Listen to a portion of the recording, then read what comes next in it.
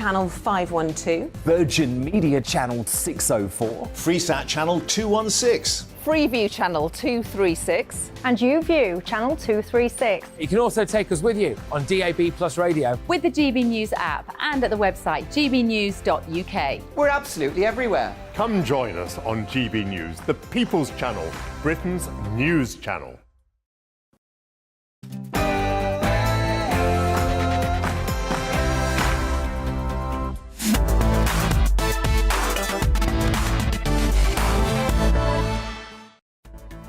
Hello and welcome. This is Real Britain on your TV, radio and online. Today we'll be discussing the winter of discontent. The union boss has asked Rishi Sunak to meet him to help resolve the strikes, and Britain's health regulator checks COVID vaccines for infants from 6 months. And we'll be covering Harry and Meghan's Netflix docu-series as well, of course. But first, here's the news with Tamsin.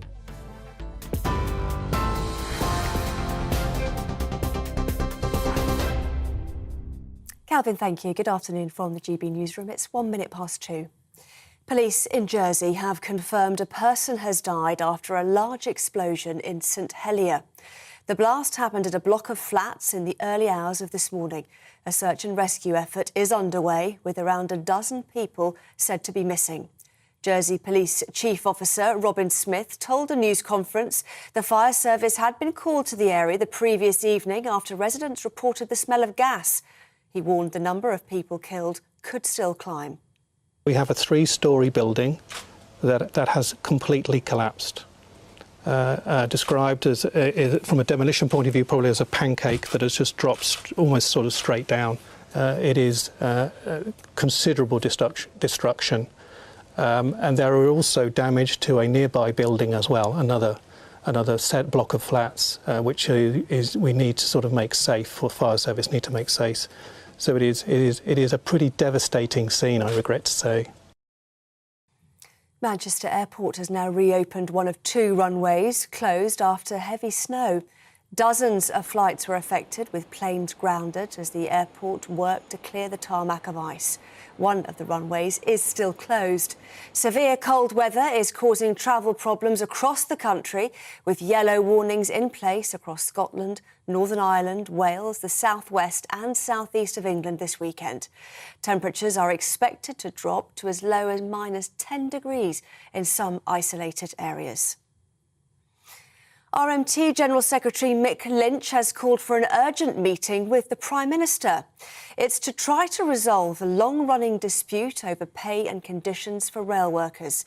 Union members are due to stage 2 48-hour strikes next week, following months of industrial action over the deadlocked row. Postal workers are also walking off the job, with more industrial action tomorrow. Communication Workers Union Assistant Secretary Andy Furry says Royal Mail bosses must compromise if there's to be a breakthrough in negotiations.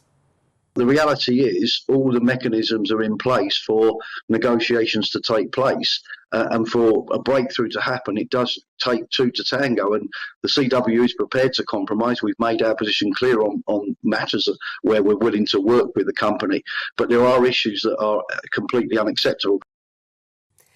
Millions of people are expected to watch England take on defending World Cup champions France in tonight's quarter-final in Qatar. Manager Gareth Southgate says they're better prepared for success than 4 years ago, but this will be the team's toughest test so far at the tournament.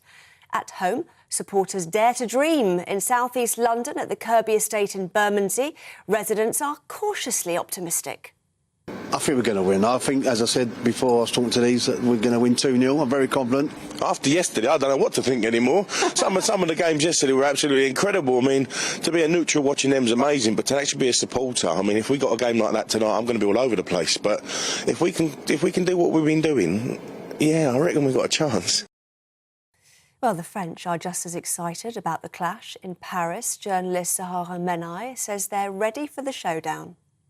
It's a quarter-final against England. It's a crunch in football on a Saturday night at 7 o'clock, 8 o'clock French time. So I think everybody tonight in France is going to be watching. It's such a special game, an old rivalry, an old fight between two brothers. So I think everybody is really passionate now here about this game.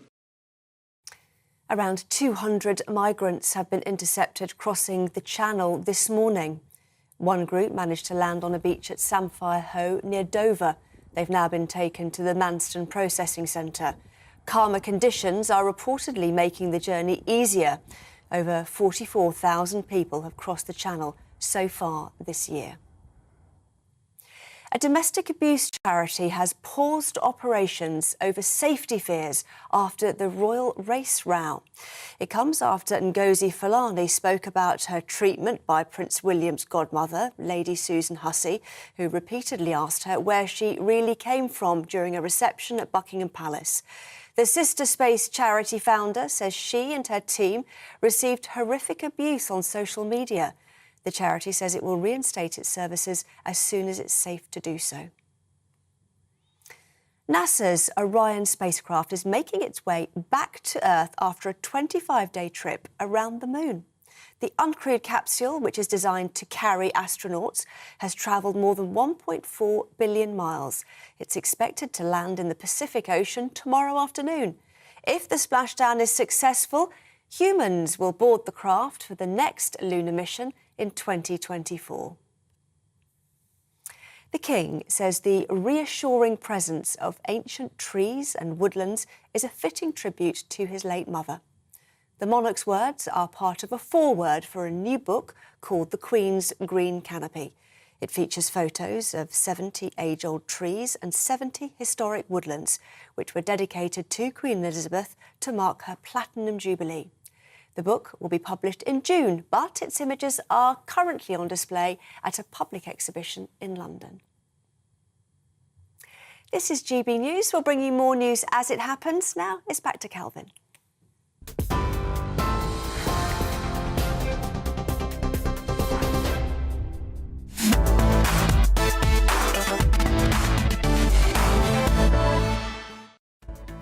Welcome to Real Britain. Here's what's coming up on the show. The boss of the biggest rail workers' union, Mick Lynch, has called on Rishi Sunak to meet him in an attempt to resolve the long-running strike action. Lynch says talks between the two is now the best way forward. Is he right? Later on, Britain's health regulator has authorised COVID-19 jabs for infants as young as 6 months old, opening the door for vaccinating the country's youngest children. And royal commentator Michael Cole will join me to discuss the reaction to Harry and Meghan's Netflix docu-series that's been turning heads this week. That's what we're talking about in the next hour. I'd love to know your thoughts. Tweet me at GBNews, or you can email me on @gbviews@gbnews.uk. You can watch us online too on YouTube. There we go.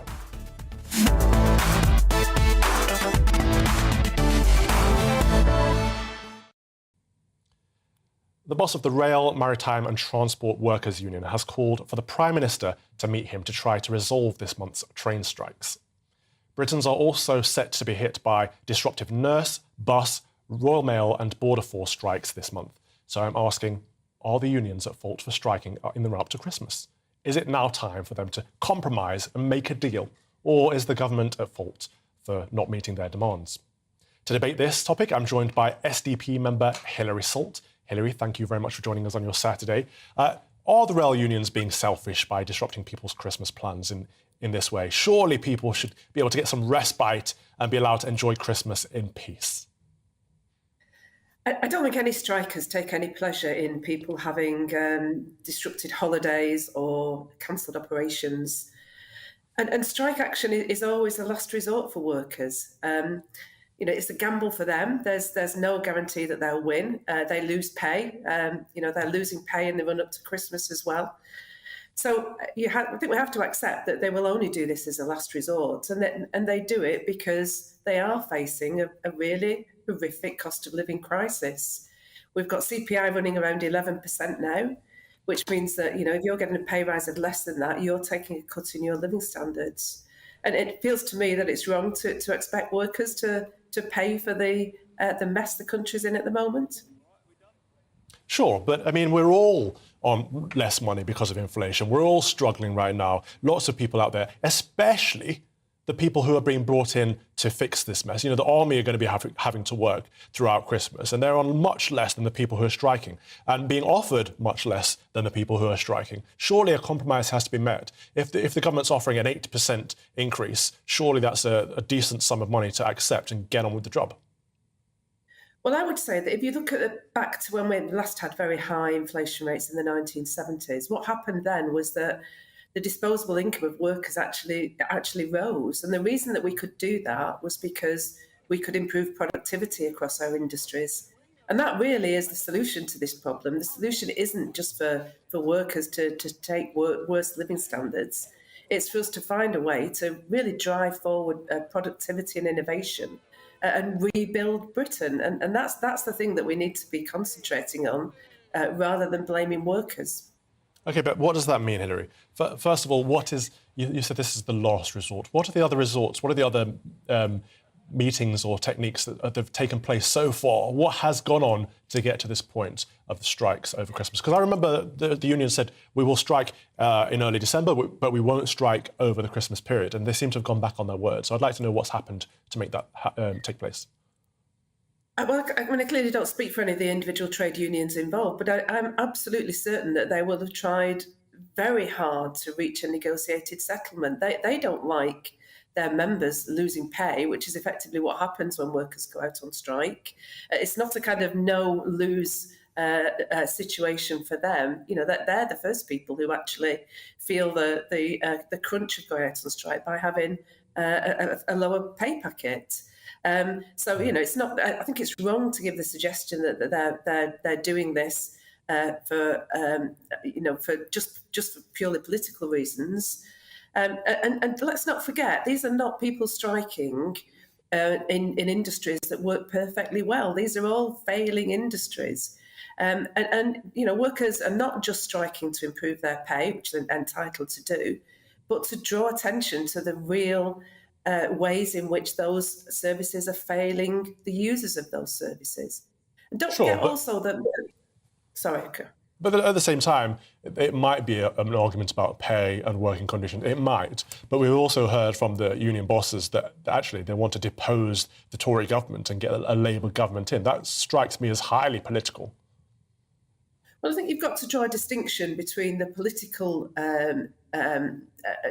announcements that are made by union leaders, which, you know, they're entitled to have a political view, and the way in which they're running disputes, because I don't believe that the disputes are really about changing the government. The disputes are about defending the working conditions and the living standards of their workers. And you know, don't forget that it's not, you can't just go out on strike at the drop of a hat. There are really significant hurdles you have to jump through for a trade union to take its members out. They have to ballot workers. They have to reach thresholds in that ballot. They have to give their employers notice of the action that they're taking. This really isn't something that people can just do without all that planning. And that's why when you say, you know, they announce they're having strikes in December and January, they have to give that level of notice. But at the same time, Hilary, we have heard that if they don't reach the threshold, they will have another ballot. So it seems to me they are intent on having strikes, whether the people vote for it or not, or whether they want it or not. I would like to ask you, the Telegraph estimates that 15,000 operations will be cancelled due to the nurses' strike. Now, is this morally acceptable? Because this is entirely different from railway strikes. I think, you know, again, nurses, I think, are not, take no pleasure in cancelled operations. But they do feel that they need to take action to defend their living standards, and also to draw attention to the real significant problems we have in the NHS. I say that, you know, they will be users of the NHS as well. Don't forget, you know, their friends and families will also be amongst the people who are frustrated by the action that they have to take. But it's not fair to say that, you know, workers should pay by cuts in living standards for our inability to run our services in a decent way.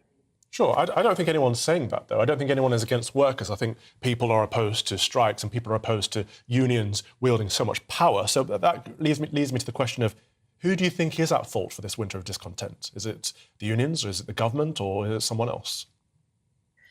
I think many of these questions look very short term at the problem we've got now, but I think you have to really look back, over the last 2 or 3 or 4 decades, where we've seen stagnant productivity, we've seen a failure to invest not just in public services, but in things like energy and food.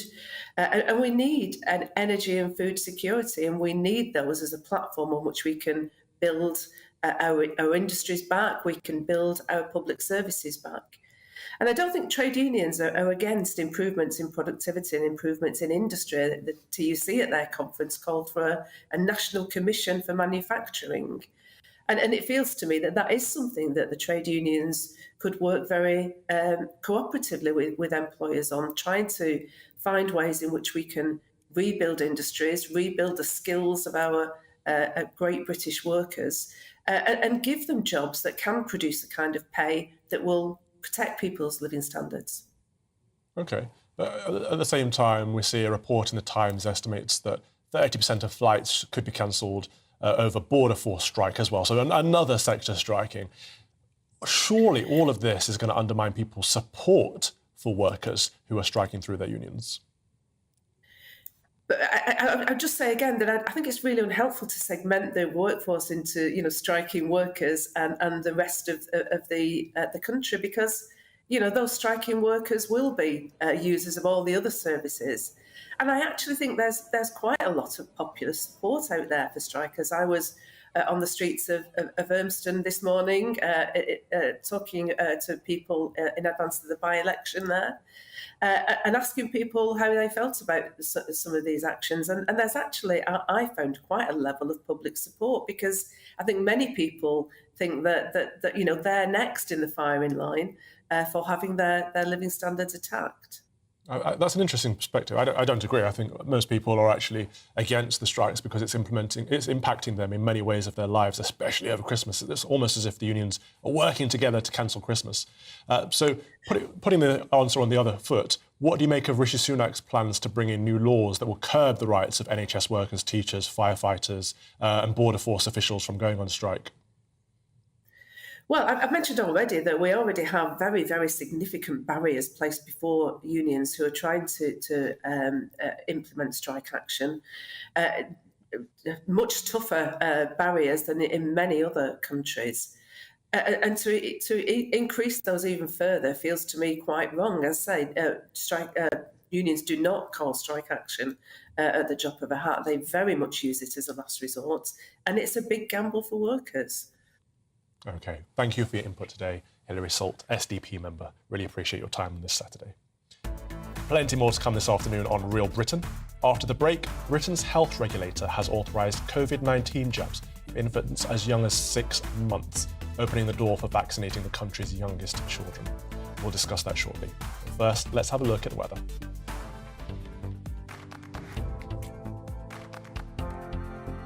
Mainly dry with some showers for northern and western coasts. Let's take a look at the details. Across southwest England, showers will ease for many inland, but will continue for northern coasts of Devon and Cornwall and may turn wintry in places. A cold evening with a widespread frost. A mostly dry evening for southeast England, though maybe the odd shower for far southern coasts. Cold with a chance of freezing fog in places. For southern Wales, showers will continue around the coast, though any further inland may be wintry, staying cold again with a frosty night to come. Across the Midlands, a mostly dry evening to come, with maybe just the odd shower that may turn wintry over any higher ground. Cold once again with some freezing fog developing in places. For northeast England, it'll be a dry end to Saturday, though we may see the odd light shower for coasts. Some mist or freezing fog developing through the evening and feeling cold. Showers will push southwards across southern Scotland this evening and overnight, some of which will be of snow over high ground and a mix of rain and snow to lower levels. A widely dry evening across Northern Ireland with some clear spells developing, a chance of the odd shower mainly in the northeast later, which could be wintry over high ground. A cold and frosty night with some patches of freezing fog, showers, some wintry, continuing for northern and western coasts. And that is how the weather is shaping up over tonight into tomorrow morning. Join me every Sunday at 6 p.m. for Gloria Meets. In exclusive interviews, I'll be finding out who our politicians really are and what they really think. It's something that you would never want anyone to suffer. I didn't know what channels there were. B, I didn't think I'd be believed. I must have weighed about 7 stone and I'm 5'8". My instincts was to sort of cover this up. I mean, clearly that was a mistake. Join me every Sunday at 6 p.m. on GB News, the People's Channel, Britain's news channel. Join me, Nana Akue, Saturday and Sunday afternoons on GB News. Expect fiery debate and passionate discussion as me and my panel tackle some of the biggest topics hitting the headlines. It's a place for everyone's opinion. No one gets cancelled, but no one gets an easy ride. Oh, she's on it today! Be ready for conversations that are fierce, frank, and of course, fun. Every Saturday and Sunday afternoon from 4 p.m. on GB News, the People's Channel.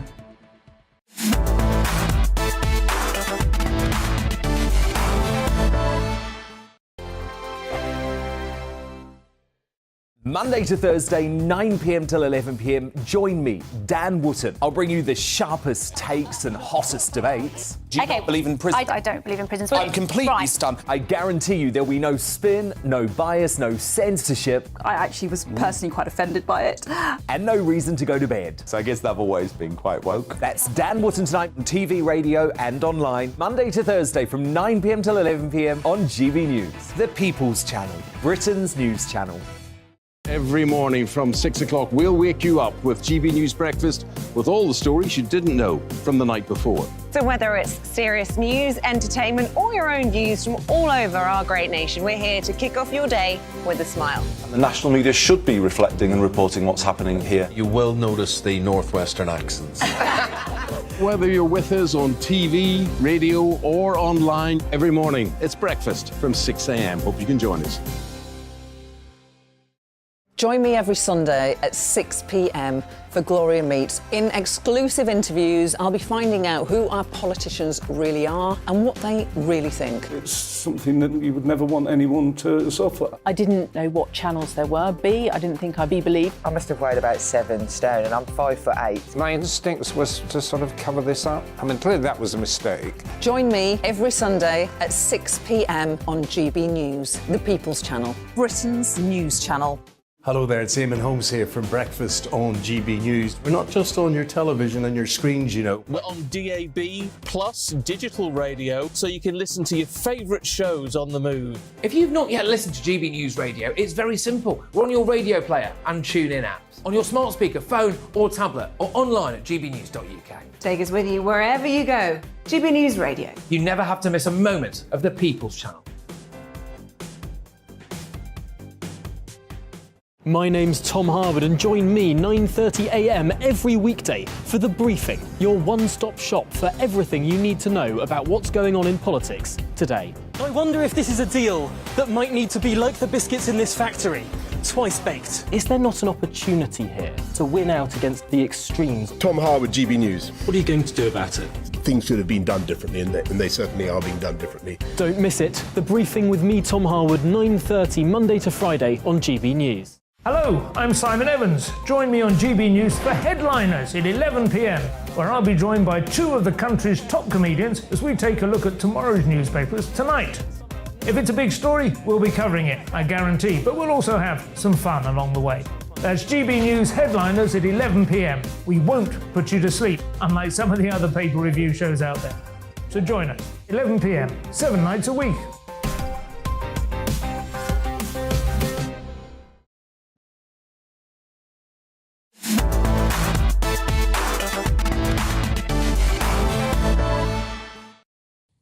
Welcome back to Real Britain on GB News on TV, online and on your wireless. Britain's health regulator has this week approved Pfizer's COVID jab for children aged 6 months to 4 years, following a clinical trial that involved just over 4,500 participants. The approved jab is specifically tailored to this age group and will give a lower dose of the jab than that used in children aged 6 to 11 years. However, whether the vaccine will actually be used in infants will depend on the approval of the JCVI. To discuss this, I'm joined by Dr. Bharat Pankhania, Senior Clinical Lecturer at the University of Exeter Medical School. I'm off to Exeter after the show, actually. Thank you very much for joining me today, Dr. Pankania. Do you welcome this announcement? Welcome. Well, it's interesting. We always have to keep an open mind. I look forward with anticipation to see what the deliberations of the Joint Committee on Vaccines and Immunization will be. This is interesting, and we do not know all the answers. Of note are that in some countries, we've had very high mortality in very young children, like Brazil. In developed, well-nourished countries like Western nations, United Kingdom, we don't know. We don't know what the marginal benefits may or may not be. The jury is out. We really need to know more, and we look forward to learning more about this. Okay. Do you think that the 4,500 sample is big enough as a size to be sure of the safety of the jab in infants? And what would you say to parents who are concerned about the safety of giving their infant children the COVID jab? So on that matter, it has gone through its own regulatory and scrutiny processes. And we know that apart from local side effects limited, we have not picked up any untoward side effects further to that immunization. That much we know. And of course, when you start immunizing other people, which is already going on in Brazil, Venezuela, Emirates, China, Hong Kong, we will pick up more and more data every day. So that number of people in the trial, and furthermore, the number of people already being immunized on a daily basis will add to our knowledge. At this point in time, we haven't picked up anything which tells us there are untoward events happening. Okay. And what would you say to people who say that children very seldomly get seriously ill from COVID, and in fact the fatality rates from the jab are slightly higher than fatality rates from COVID itself in infants? So let me correct this. So I agree with you that the illness, the fatality rates are very low in the younger age group. However, in children, babies, young children who have got underlying health conditions, there is definitely a benefit of immunizing. There is, we have not picked up any disbenefits, i.e., the vaccine caused my child harm. We haven't picked that up at all. So I really must sort of clear that, which is there are no harm coming from immunizing the child. If you ask me, Dr. Pankania, what's your opinion? What would you do? I would go along the following lines, which is, if my child has got any underlying other conditions, either genetic or neurological or some other condition that they're born with, I would want to protect them, because the evidence shows very clearly that they become really ill were they to get infected.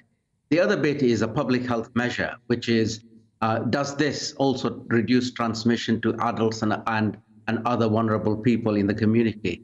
We think so, but we're not 100% sure. Okay. It sounds like you're going along with the JCVI's original stance that the risks of COVID are so small in healthy children that it's not really worth it. And it sounds like you're suggesting that it's only if a child has underlying health conditions, much like with an adult, that then that's when they should consider whether they want to take the jab or not. Within reason, Calvin, and as I opened my conversation with you, which was, this is interesting, and we need to learn a lot more about it.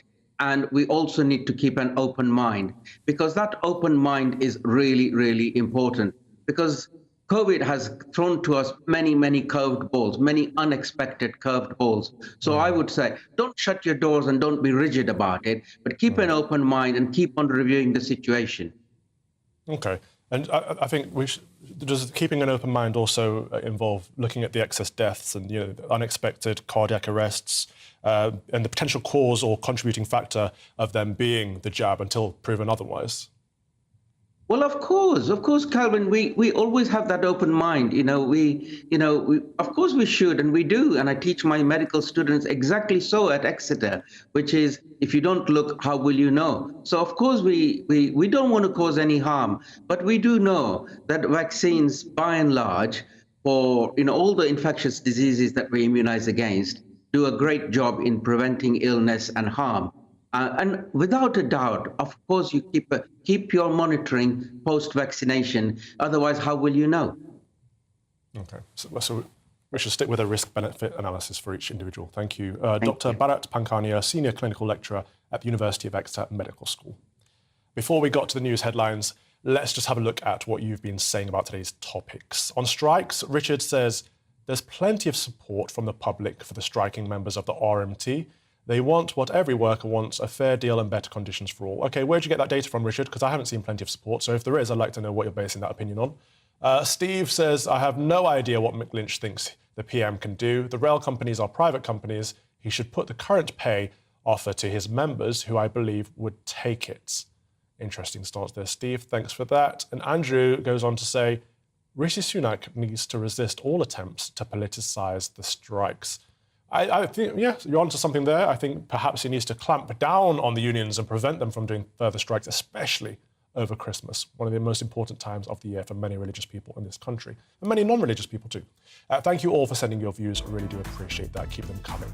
You are with GB News on TV and on DAB radio, and after the break, royal commentator Michael Cole will join me to discuss the reaction to Harry and Meghan's Netflix docu-series that's been turning a lot of heads this week. And now it's time for a check on those news headlines with Tamsin.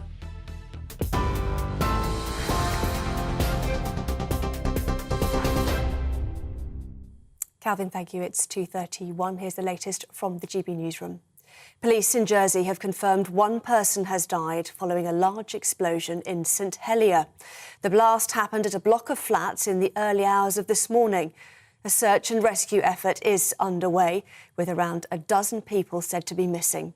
Jersey Police Chief Officer Robin Smith told the news conference the fire service had been called to the area the previous night after residents reported the smell of gas. He warned the number of people killed could still climb. We have a three-storey building that has completely collapsed. Described as, from a demolition point of view, probably as a pancake that has just dropped almost sort of straight down. It is considerable destruction. And there are also damage to a nearby building as well, another set block of flats, which we need to sort of make safe, for fire service need to make safe. So it is a pretty devastating scene, I regret to say. Manchester Airport has now reopened one of two runways closed after heavy snow. Dozens of flights were affected, with planes grounded as the airport worked to clear the tarmac of ice. Severe cold weather is causing travel problems across the country, with yellow warnings in place across Scotland, Northern Ireland, Wales, the southwest and southeast of England this weekend. Millions of people are expected to watch England take on defending World Cup champions France in tonight's quarter-final in Qatar. Manager Gareth Southgate says they're better prepared for success than 4 years ago, but this will be the team's toughest test so far at the tournament. TV, online and DAB+ radio, this is GB News.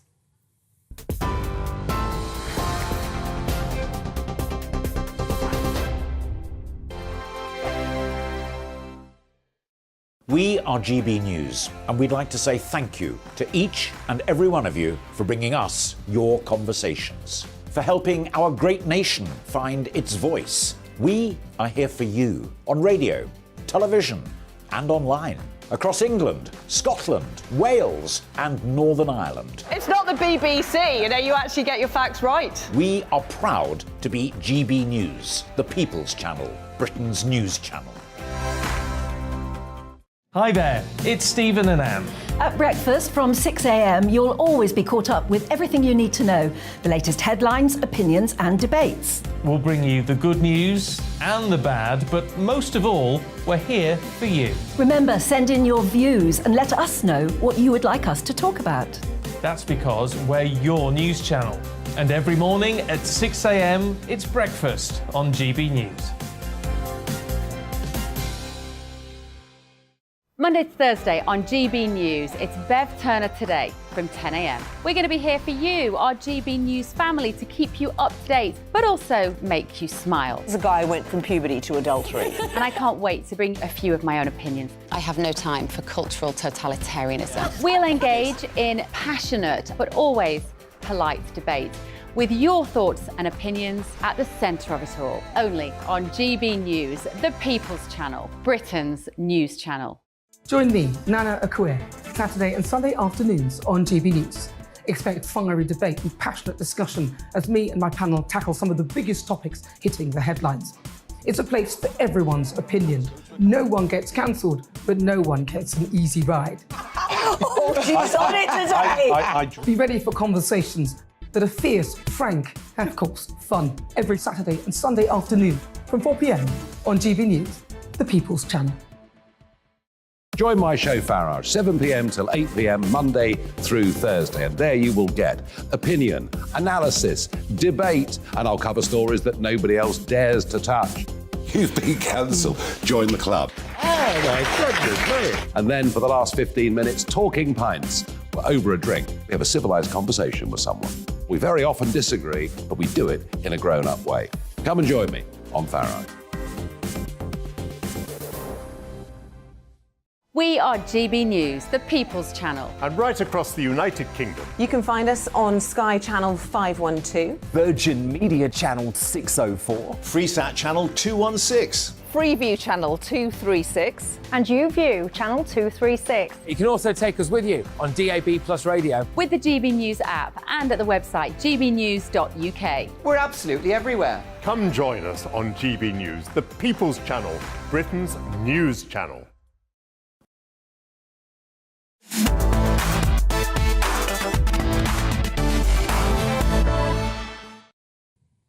Welcome back to Real Britain on GB News, on TV, online and on your digital radio. American journalist Barry Weiss released the second batch of the Twitter files on Thursday, which appeared to show that conservative and anti-establishment voices were shadow banned on the platform. Weiss posted several images of what is allegedly an internal Twitter system that marked certain accounts as being under blacklists. Those on the blacklists included Jay Bhattacharya, an anti-lockdown health policy professor, and the Libs of TikTok account. Now joining me is Dr. Khalil Habib, Associate Professor of Politics at Hillsdale College. Khalil, Dr. Bhattacharya is a colleague of yours. What do you make of his being placed on these blacklists that were supposedly non-existent? Calvin, great to see you and good afternoon. It's a dangerous trend that you're seeing. He was essentially blacklisted or shadow banned, restricted for essentially warning on the basis of science of dangers and harms to children during the lockdown. And now, in hindsight, you can see that he was absolutely right. And the public never had an opportunity to debate his claims or his findings. They just weren't allowed to even entertain them. And now one wonders how many people were in fact harmed because of this policy. So this censorship is not just a political football game. It has real consequences on the lives of many people, not just our freedom of speech, but how many people, how many young students were mentally and psychologically harmed by these lockdowns, to say nothing of any physical harm that could have been perpetrated because of this.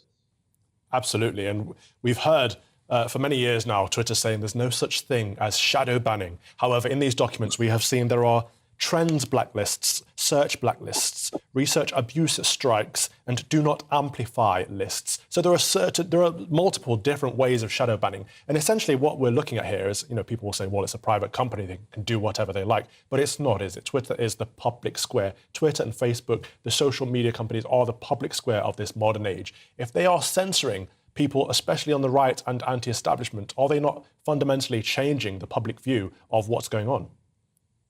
They are, and they're also abusing their powers, because at this point, it's clear that they are a public utility.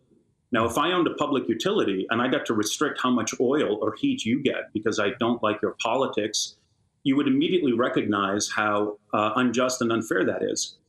they're not just simply companies. They come now with an extraordinary responsibility because of their influence. And thank God Elon now is exposing what everybody had suspected, at least from the center to the right, about Twitter and many other social media. I don't believe it's just simply Twitter. Yeah. So what do you make of Elon Musk's management style of Twitter since he took over? You know, from what I can see so far, I'm quite impressed. I believe his interest initially with Twitter, or at least with engaging with public opinion, began when he clearly started to get pressure to unionize Tesla and recognized that there was no place for him to essentially shape public opinion. It was all a one-party, one-voice monologue. So I'm glad that he took it over, and I'm glad that he's trimming it down and getting rid of a lot of the dead wood. But more importantly, though, the real story for me is I want to see just how far law enforcement, political parties were involved. If they weren't, great. But if there were, there has to be consequences, because at this point, what we're seeing is a breakdown of the separation of powers in real time. Agencies that are designed to protect our natural rights, if in fact it turns out that they're colluding one way or another, I don't care which party, left, right, or center, that's a very terrible and terrifying trend that could potentially become irreversible. So I pray for him. I wish him good luck. But I'd like to see him continue to expose and make Twitter even more transparent. Yeah, there are two things you raised there. Getting rid of the dead wood has been fascinating because I believe he fired 75% of the workforce, and Twitter has not just remained stable, it's gotten better, which is astonishing. But also, the more interesting aspect for me at least is the danger of law enforcement infiltrating Twitter. And could you tell us a little bit about James Baker and why he was fired? Is this a draining of the swamp? Well, let's hope it's the beginning of the draining of the swamp. Well, James Baker, of course, was FBI counsel, and he's essentially a Democratic operative. He was involved with the Hillary campaign. He had managed, or at least played a role in managing, which we now know is a complete hoax, the Russian collusion, misinformation. And then suddenly he's counsel at Twitter. When Elon had taken over Twitter and promised to unload the Twitter files, it turned out that Baker had allegedly been censoring that and sanitizing it. And so upon hearing that, Elon fired him. So what, again, I think politicians in the United States should be asking is, did he leave the FBI? Was he reassigned to Twitter? What exactly is his role? How comfortably close or unclose was he to his former bosses there? It's pretty obvious that when your boss tells you, I want transparency, release this, if you start sanitizing that, Calvin, you and I would both be fired as well. Absolutely. I wish I had more time because I'd love to ask you about Hunter Biden's laptop. But Dr. Khalil Habib, where can people find out more information about the wonderful work you're doing at Hillsdale College? Well, that's very kind of you. Just go to Hillsdale College, just Google it, and I'm listed under the politics department where I teach political philosophy for the undergraduate and graduate program. Calvin, it's an honor to be with you. Thanks for having me. The pleasure's all mine. Thank you very much for your time today. Now, a report from The Telegraph has alleged that an anomaly in the welfare system is fueling Britain's jobless crisis by encouraging people to work just 2 days per week. If people earn above a certain threshold, their universal credit payments are tapered, providing an incentive to not work more days. Lee Anderson, the Conservative MP for Ashfield, has raised the issue with the Chancellor and said that Jeremy Hunt says, "Listen very carefully to what I had to say, and I'm convinced that he will act on this unfairness." Well, we've done it. We've found one. We found a unicorn, a Conservative within the Conservative Party. And joining me right now is the man himself, Lee Anderson, MP from Ashfield. Lee, thank you for giving us some of your time on this Saturday. I know the football's on or starting very soon. You raised this issue 2 years ago and said you were ridiculed by the left and the mainstream media for doing so. Do you feel vindicated now? I do a little bit, Calvin, but it's work in progress. There's a long way to go on this. Look, I spent many years working for the Citizens Advice Bureau in Ashfield, advising on benefits and helping people with the benefits claim. And that's when I first saw this anomaly, as you rightly call it. It's actually, this system we've got is so unfair, Calvin. We've got people like the Telegraph reporters getting over 40 grand a year, not paying any income tax, by the way. About 30 odd grand of that comes in the form of universal credits. And I've got people in Ashfield earning 25, 30 grand a year, doing the overtime, working 6 or 7 days, and actually paying income tax, the same income tax that goes to pay, people who's getting 30 odd grand on universal credit. We've got pensioners getting about 8 to 9 grand a year, state retirement pension. But like I say, people on low skilled, 16-hour-a-week jobs, breaking in 40 odd grand, not paying any income tax. That's not fair, and it needs to change. Lee, I don't understand it. I thought the whole purpose of the welfare system was a safety net to stop people from falling through the cracks of society, to stop them being homeless and starving. Surely people should always be better off from working and getting out and contributing than from staying on benefits at home doing nothing. It should, Calvin. I mean, the welfare state was created in 1948 by the Labour Party, fair play to that, but it wasn't meant to be a way of life. It wasn't meant to subsidise wages. It wasn't meant to allow firms to recruit people on 16 hours a week and let the taxpayer top up their wages. It wasn't intended for any of that. It was intended to help people when they fell on difficult times, whether that be a death in the family, a disability, an illness, a relationship breakdown. But now it seems to be a way of life for millions of people up and down the country. And the people who are footing the bill are the just about managing families who are doing a shift every day, going out to work, doing the right thing, working full time, law-abiding, tax-paying citizens. Again, they bear the brunt of this cost. So what can be done about this? How can the system be reformed to make it fairer for everybody and provide the right incentives to get to work? Well, we need to readjust the cap, Kelvin. That's the first thing we need to do. The cap is far too generous. We look at London, people getting 40 odd grand, like I keep harping on about. The normal benefit cap actually is about 24 grand, I believe.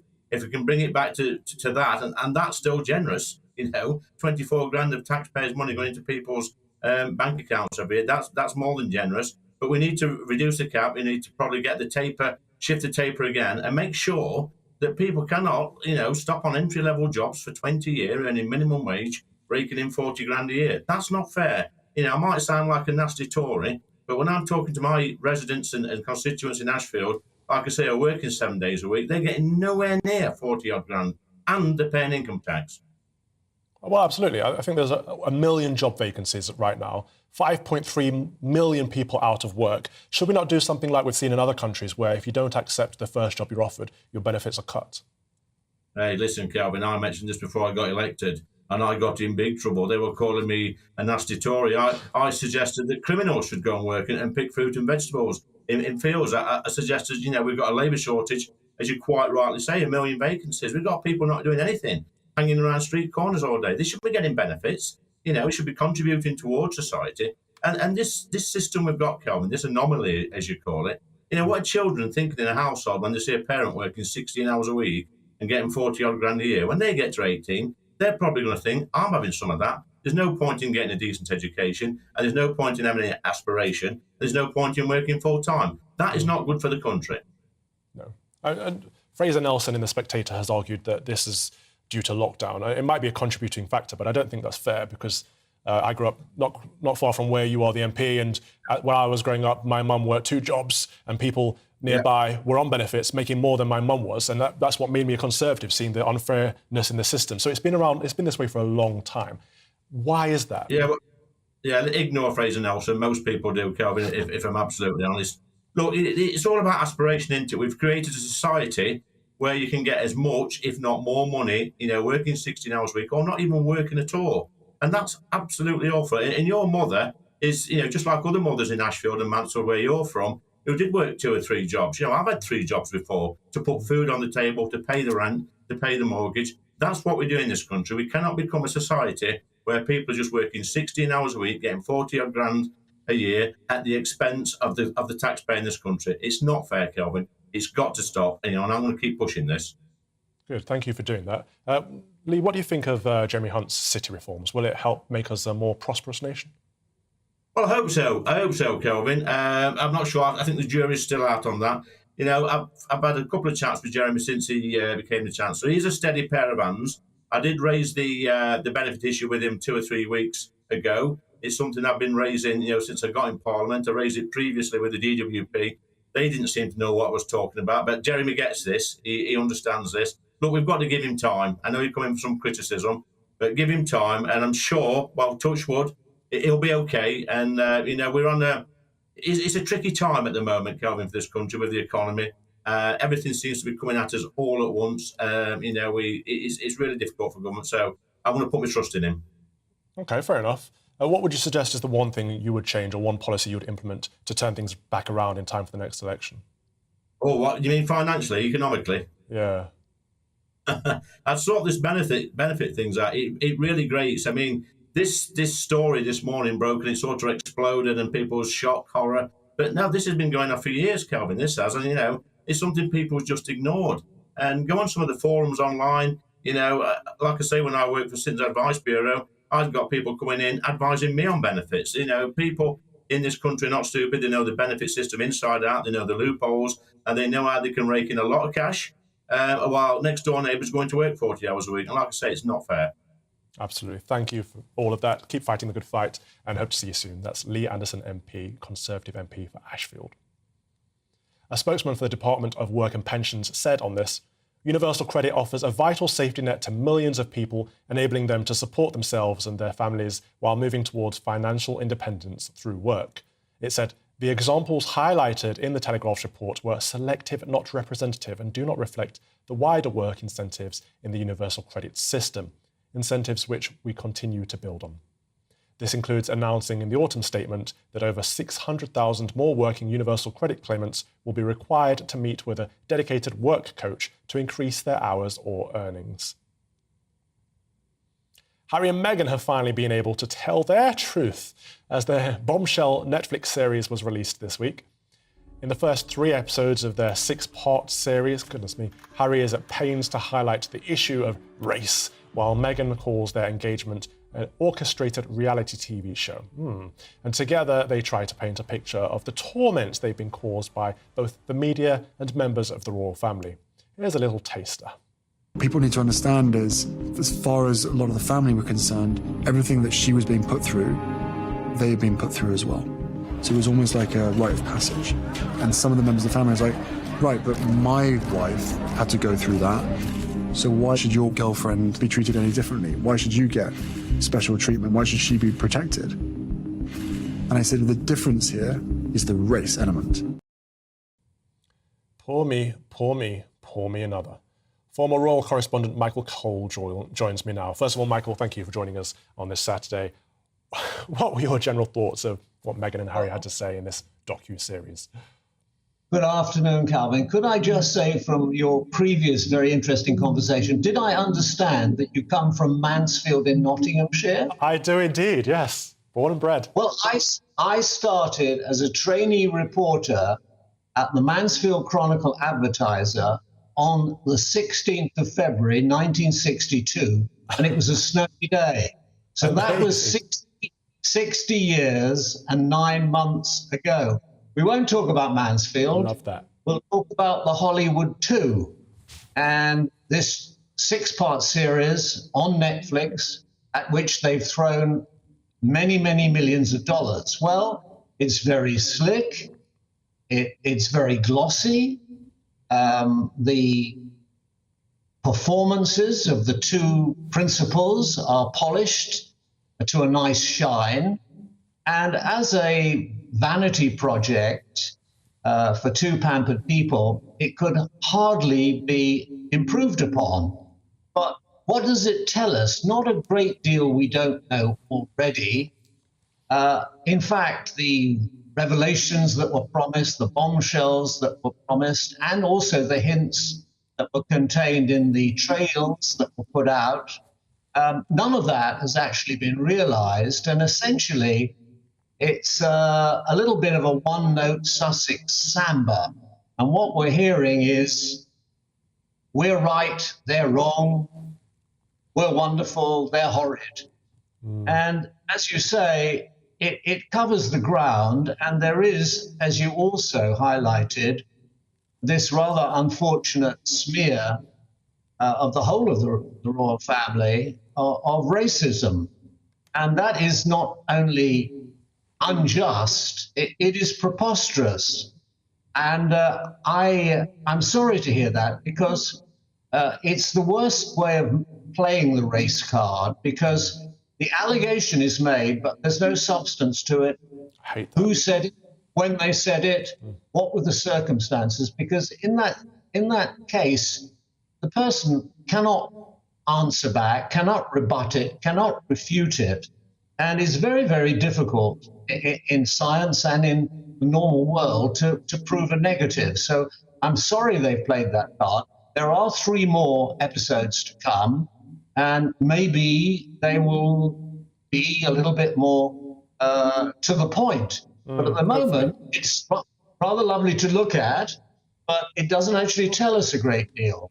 I'm going to challenge you on that one, Michael, because I very rarely disagree with you, but I thought it was very poorly made. I thought there was a lot of iPhone footage. I thought, we produced better documentaries on the channel than they did with their massive Netflix budget. I was surprised to see how much content had been filmed before they even struck a deal with Netflix as well, which made me question their motivations. But I think where you are on the money is this racist allegation, throwing it out there, bit of muck to throw at the palace, because the palace, A, can't respond, but also there are no clear allegations as to who said what or what the actual charge of racism was.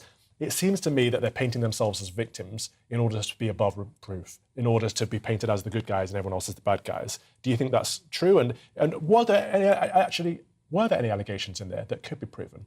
I can't think of anything from what I saw. What was the evidence? There was no evidence. There was a case where the only thing that was put forward was that Princess Michael of Kent, who I happen to know quite well, she went to a royal event and she was wearing a brooch, a jewel brooch, which was a figure of a blackamoor from, I think, 18th century.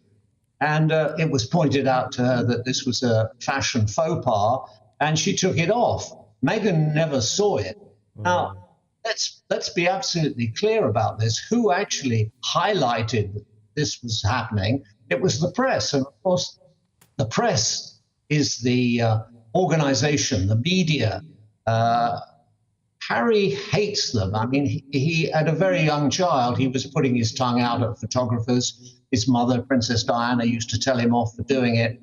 And from a very early age, he was against the media. And that's now grown into full-blown hatred. So he said some really weird things, because he accused the royal correspondents of sort of being mouthpieces for the palace. It's sad to see. It really is sad to see. I hope at some point he can make up with his brother, but I can't see it happening. Thank you so much for your time this Saturday. I think we've strayed into your territory of the biblical, Cain and Abel. I think you're right, unfortunately, but let's pray on that. Thank you very much, Michael Cole. I did not know you had a Mansfield background, so cheers for that. You are watching Real Britain. Here is your latest weather forecast. See you soon. Looking ahead to this afternoon, and the UK is looking cold but dry for most, although wintry showers continuing at some coastal areas. Let's take a look at the details.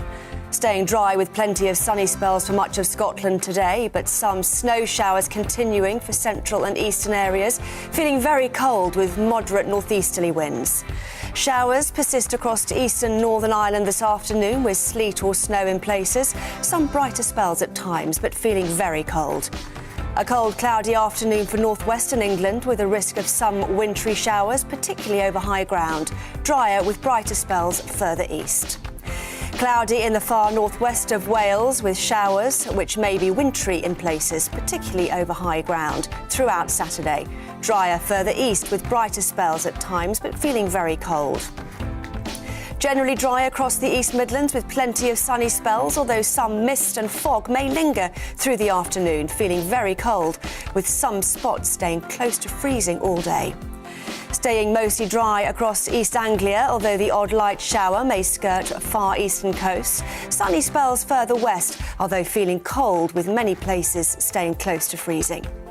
A mostly dry afternoon in the south of England with plenty of sunshine, although a few light showers at far southern coasts. It's remaining very cold into Saturday evening with wintry showers at the coasts and a frost developing for many. And that is how the weather is shaping up for the rest of the day. I'm Michael Portillo. Join me on GB News on a Sunday morning for topical discussion, debate, arts and culture, and sometimes even ethical dilemmas. I don't always agree with you, Michael. Michael Portillo, Sundays on GB News, the People's Channel, Britain's news channel.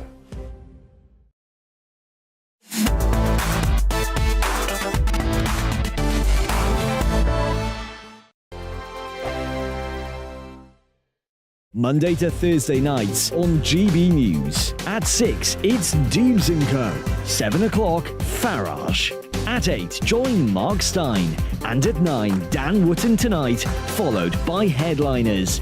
On TV, radio and online. This is GB News.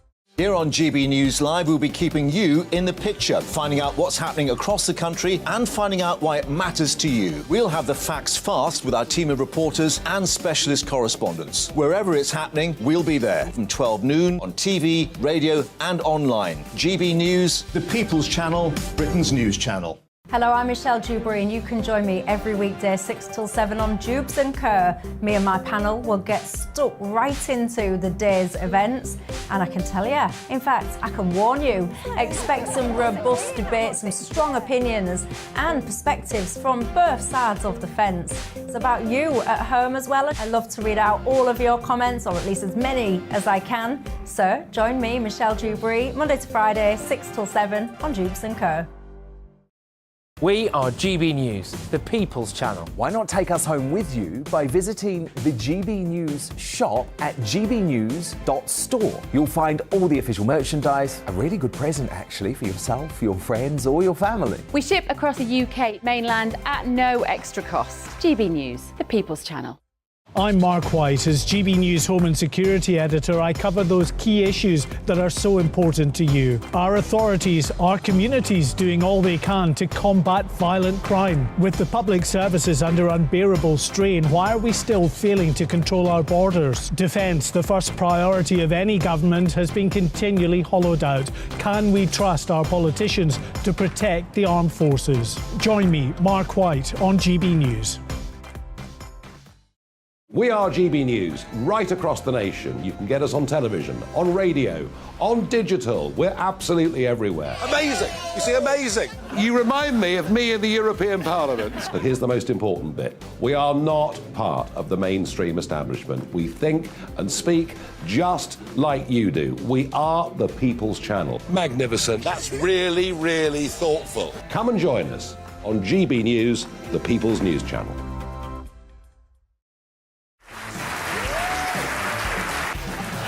My name is Andrew Doyle. Join me every Sunday evening at 7 p.m. for Free Speech Nation. This is a show where we address current affairs and news stories of the week with the help of two wonderful comedian panellists. I brought in comics because I want to give it a lighter edge, and also they work for less. See you there.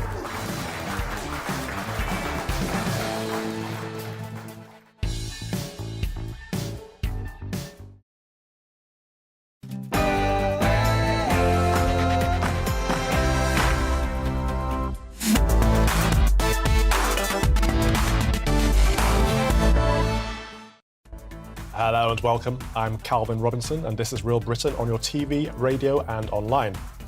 Labour is leading the Conservatives in our latest GB News People's Poll. So I'll be asking, can Reform replace the Tories as the nation's largest right-wing party? And the latest on the World Cup as England gears up to face France in the quarter-final. But first, it's the news with Tamsin.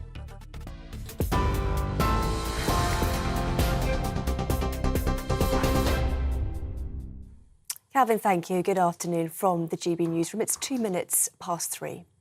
At least one person has been killed following an explosion in St Helier in Jersey. The blast happened at a block of flats in the early hours of this morning. A search and rescue effort is underway, with police saying around a dozen people are still missing. Chief Officer Robin Smith told a news conference the fire service had been called to the area the previous night after residents reported the smell of gas. He warned the number of casualties could still climb. We have a 3-storey building that has completely collapsed. Described as, from a demolition point of view, probably as a pancake that has just dropped almost sort of straight down. It is considerable destruction. And there are also damage to a nearby building as well, another set block of flats, which we need to sort of make safe, for fire service need to make safe. So it is a pretty devastating scene, I regret to say. Manchester Airport has now reopened one of 2 runways closed after heavy snow. Dozens of flights were affected, with planes grounded as the airport worked to clear the tarmac of ice. Severe cold weather is causing travel problems across the country, with yellow warnings in place across Scotland, Northern Ireland, Wales, the southwest and southeast of England this weekend. Temperatures are expected to drop to as low as -10 degrees in some isolated areas. RMT General Secretary Mick Lynch has called for an urgent meeting with the Prime Minister. It's to try to resolve the long-running dispute over pay and conditions for rail workers. Union members are due to stage 2 48-hour strikes next week, following months of industrial action over the deadlock row. Postal workers are also walking off the job, with more industrial action tomorrow. Communication Workers Union Assistant Secretary Andy Fury says Royal Mail bosses must compromise if there's to be a breakthrough in negotiations. The reality is all the mechanisms are in place for negotiations to take place, and for a breakthrough to happen, it does take two to tango, and the CW is prepared to compromise. We've made our position clear on matters where we're willing to work with the company, but there are issues that are completely unacceptable. Millions of people are expected to watch England take on defending World Cup champions France in tonight's quarter-final in Qatar. Manager Gareth Southgate says they're better prepared for success than 4 years ago, but this will be the team's toughest test so far at the tournament. At home, supporters dare to dream. In south-east London at the Kirby Estate in Bermondsey, residents are cautiously optimistic. I think we're going to win. I think, as I said before I was talking to these, that we're going to win 2-0. I'm very confident. After yesterday, I don't know what to think anymore. Some of the games yesterday were absolutely incredible. I mean, to be a neutral watching them is amazing, but to actually be a supporter, I mean, if we got a game like that tonight, I'm going to be all over the place. But if we can do what we've been doing, yeah, I reckon we've got a chance. Around 200 migrants have been intercepted crossing the Channel this morning. One group managed to land on a beach at Samphire Hoe near Dover. They've now been taken to the Manston Processing Centre. Calmer conditions are reportedly making the journey easier today. Over 44,000 people have crossed the Channel so far this year. A domestic abuse charity has paused operations over safety fears after the royal race row. It comes after Ngozi Fulani spoke about her treatment by Prince William's godmother, Lady Susan Hussey, who repeatedly asked her where she really came from during a reception at Buckingham Palace. The Sister Space charity founder says she and her team received horrific abuse on social media. The charity says it will reinstate its services as soon as it's safe to do so. The King says the reassuring presence of ancient trees and woodlands is a fitting tribute to his late mother. The monarch's words are part of a foreword for a new book called The Queen's Green Canopy. It features photos of 70 age-old trees and 70 historic woodlands, which were dedicated to Queen Elizabeth to mark her Platinum Jubilee. The book will be published in June, but its images are currently on display at a public exhibition in London. This is GB News. We'll bring you more news as it happens now. It's back to Kelvin.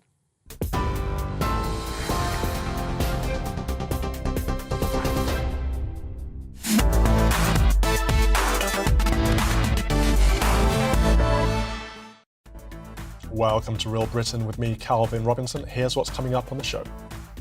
Our GB News People's Poll revealed Labour is way in the lead on 47% of the national vote, with the Conservative Party down to 20%, and Reform UK the third largest party on 9%. So this hour I'll be asking, can Reform replace the Tories as the nation's largest right-wing party? And later on, the Immigration Minister says, on top of previously announced train strikes, airline passengers should be prepared for their plans to be severely disrupted over Christmas. Simon Calder will join me to give you his top tips for travelling this festive period. And England take on reigning champions France in the World Cup. Quarterfinals tonight. Harry Kane will be hoping to match the Three Lions 2018 finish when they reach the semi-finals, but favourites France want to make history by becoming the first team to retain the World Cup since Brazil in 1962. That's what we're talking about for the next hour. I'd love to know your thoughts. Tweet me at GB News or you can email me on gbviews@gbnews.uk. You can also watch us online on YouTube. And don't forget Facebook, you'll find lots of brilliant content on the GB News page. There we go.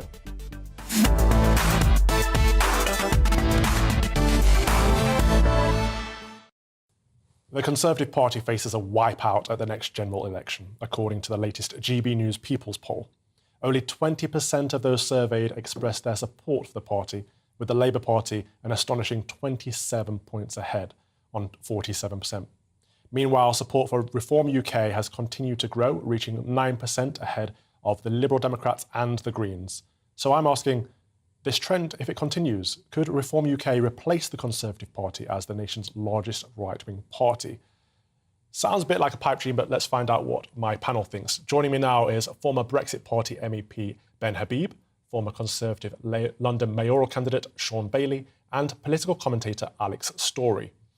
Sean, what's your initial reactions to this poll? Look, the first thing to say, the numbers look bad, and they are always bad for a government that's been in power this long. But I'd say this, those numbers will start to change when Labour are asked real questions. Remember, we had this conversation this week about opening a coal mine. It was interesting that Labour wouldn't say if they would close that coal mine. And that's just one example of the kind of thing that will start to turn these numbers around when we actually enter an election cycle and people actually need to think about who they vote for and what it will mean in their future. OK, so there's time to turn it around, but do you think Reform could have a big impact in the next election? I'd say yes and no. So I'd say no, because 9% isn't as big as it sounds. And of course, when Reform have to start asking questions, they'll suffer the same attack as well. Reform, for me, have lots of great points that I'd like to be made. But the point is they don't have a broad enough appeal. The reason the Conservative Party have won so many elections in this country is a broader appeal. You do not win an election by only appealing to your base. When I ran in London, for instance, everybody was surprised at how well I did, except me, because I tried to have a conversation beyond the Conservative Party. And I think that will be the challenge for Reform. And of course, if you're Reform, the risk you run is actually letting Labour in by spreading the Conservative vote. And for all of us that are true Conservatives in the party and outside of the party, that's a real worry. It is a bit of a worry. Ben, you were a member of the Brexit Party, which of course has now become Reform. Do you think they're in a position to replace the Conservative Party? And do you have concerns about the split vote?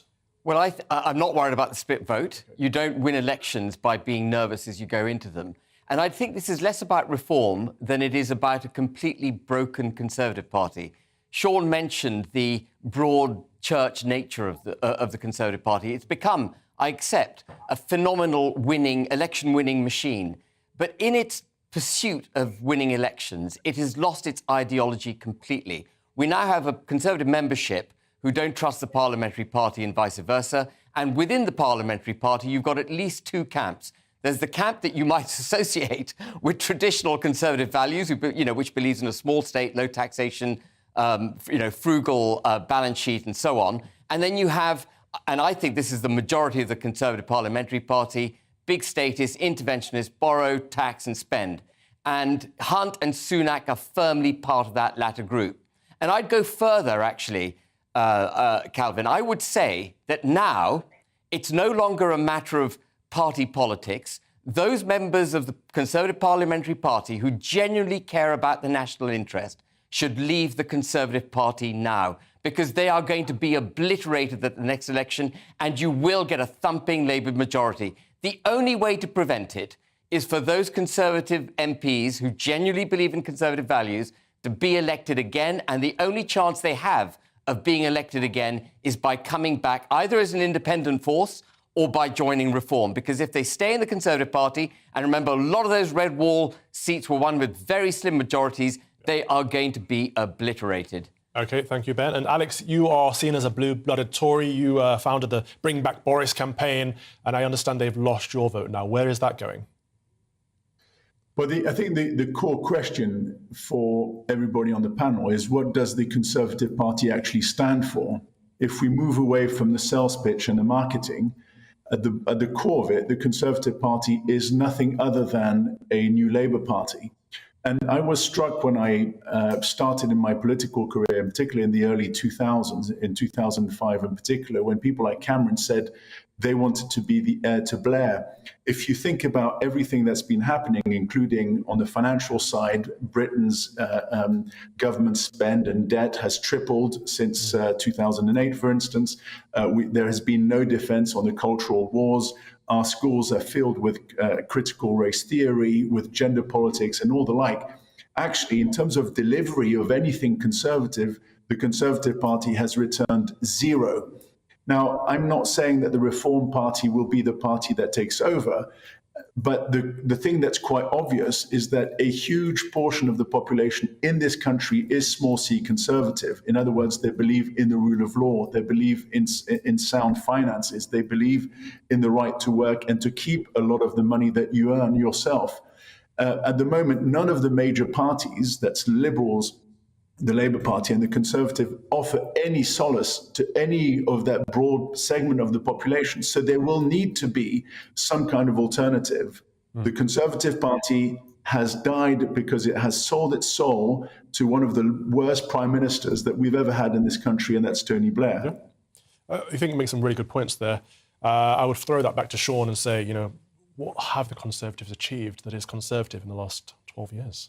When your last guest was speaking, I found myself nodding because I happen to agree with quite a bit of what you've said. And of course, when you talk about reform and some of the things that reform want, I would desperately want them. But let's be clear. As a politician, I sit here and say to you, how do you win elections? Ideology is your base, but action is your tactic, is how you win. And I'd say the changes that you're asking for are best done inside the Conservative Party. It's impossible, Sean. I hope you're not wrong. I hope you are wrong. And I'd say you're wrong as well, because you're looking at a party that has been changed in many ways over hundreds of years. But the key thing is this. If I take the parts where I do agree with you, we need to do something about who we select, how we select, and what we speak for. You're completely right. I think we have a party now that's lost its confidence. Many of its MPs act on tweets they're getting rather than the conviction they have in their soul. So my response would be, let's help the Conservative Party be more conservative. Let's give it the confidence to be conservative publicly. And here's the real big challenge for us all Conservatives inside and outside the party. We have to battle this culture war. We have to represent, we have to win there. We have to look at who gets sacked, who gets employed. We have people now who are Conservatives who get sacked. So, of course, you get MPs who are cowards around that kind of thing. But, Sean, it's impossible to fix the Conservative Party because the vast majority of Tory MPs will be standing again. And it is the parliamentary party that's the problem. They're the ones who are basically socialist. And the only way to get rid of them is actually for either the Conservative Party to be wiped out and then you get Labour, which is even worse, which is one of the fears that you expressed, or, and this is where I think it's really important, those MPs who are genuinely conservative, believe in all the things that traditional Conservatives do, should leave the party now. They should stand either as independents or set up something new or join Reform, but they are going to be obliterated if they stay in the party. That kind of pandemonium would lead to a Labour win for the next generation. You're going to get a Labour win. You're going to get a thumping Labour majority. I disagree with you. A Labour win is not died in war. Things will be changed. I do agree there's a massive job. Trajectory... I do agree Sean. with you. I do agree with you. There's a massive job of change needed. I accept that. It's not coming from within the Conservative Party. Because if it's done without, what we'll do is spend years at sea and end up in the Labour. So I agree with a lot of what you're saying, both of you actually. But Sean, it seems to me that the selection process and CCHQ is the problem. How do we get to that point if we already have a parliamentary party that is already infiltrated? How do we not need to go down Ben's route and actually have a major loss? Let me show you the route. I would say there's enough Conservative MPs who are elected today, who are MPs today, they're in the background because of this big status agenda that's rolling over everybody, left, right, everywhere. They need to be given the platform and the confidence to step forward. I believe that will be enough of a change to do two things. A, rescue the Conservative Party back to conservatism, and B, win the general election. OK, Alex, you've stood for the Conservative Party before, I understand. Would you do so again? Do you think you can change it from within? No, the Conservative Party at its core has a fundamental issue. The reason why the permeation of the Conservative Party was so successful is because the Tory Party was a Jekyll and Hyde type of organization. In order to win general election, it needed to be patriotic, it needed to talk about immigration, it needed to be Thatcherite, it needed to be Churchillian. But actually at the roots of the Conservative Party, we've got a historical pre-1940s Conservative Party, which is the appeasing part of the Conservative Party, and that's replicated in Halifax, in Heath, and in May. And the reason why this battle for the soul of the Conservative Party has been lost is because very often what happens is that the cowardly figures within the political structures congregate towards the centre, and the more Thatcherite and more Churchillian characters go to the membership and speak about whatever it is that they know the people want to see in Great Britain. So this duality is the reason why the Conservative Party cannot stand. It cannot stand because the centre is an internationalist organization that doesn't believe in borders, and we see it all the time. They put international law above domestic considerations. The moment you start to do this is the moment that you essentially say your country does not exist. And don't forget, the Conservative Party under Heath is the Conservative Party that signed the European Communities Act in 1972 that essentially put our parliament beneath the European Commission. The Conservative Party is done because philosophically it's compromised. And it cannot stand in this way. The reason why we have so many problems in Britain and no delivery on Conservative policies is because at the root cause, the appeasers, or the remainers as it were, are fully in charge, and they've spent the last 80 years permeating all the institutions of the British state. Absolutely right. And then I'm going to phrase out your question for you, Ben, to wrap up, because I do think Alex is right. This has become between the globalists versus the nationalists, and even the word nationalist has become derogatory at this point. Therefore, people don't want to stand up for it. But we've had an 80-strong majority in a Conservative government, now around 62 or even less than that. They've tried to push through immigration policies, which we know to be the number one or one of the top concerns of most people in this country. They haven't managed to do it. Is it because, Ben, do you think the globalists have been winning, or is it because of incompetence from within? It's both. It's globalists. Was that question to me? Yes, please. Yeah. It's both. It's incompetence and globalism. The fact is, you don't sort out the immigration problem by changing deportation laws.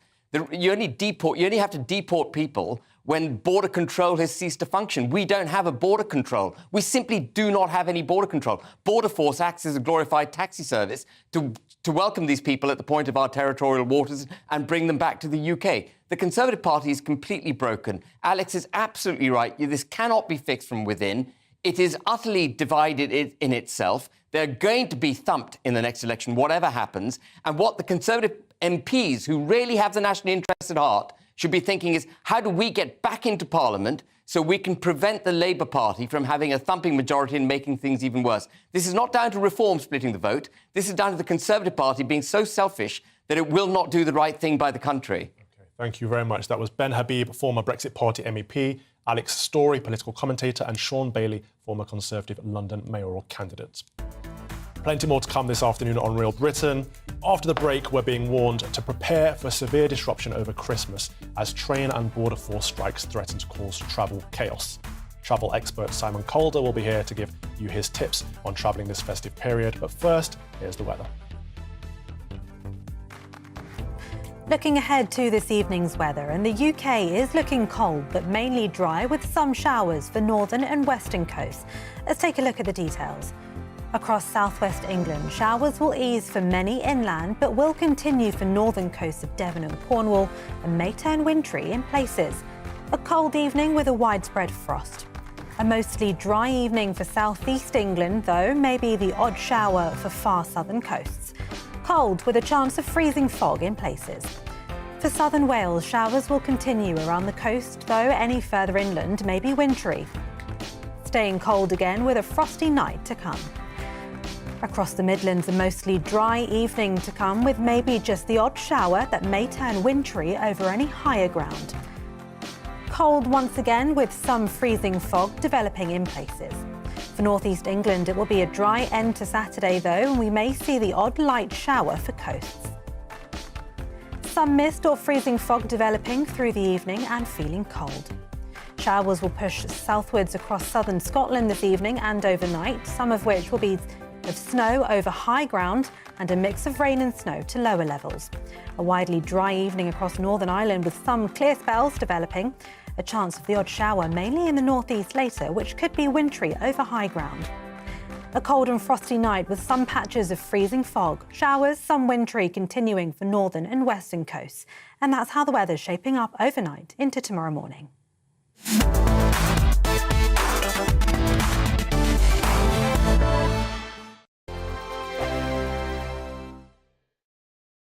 I'm Mark Dolan. Join me at 11 on GB News for Headliners, in which I'll be joined by two of the UK's top comedians discussing tomorrow's papers. If it's an important story, we'll cover it, but we'll have some fun along the way. Headliners, the late-night paper review that won't send you to sleep like the others will. 7 nights a week at 11 p.m. on GB News.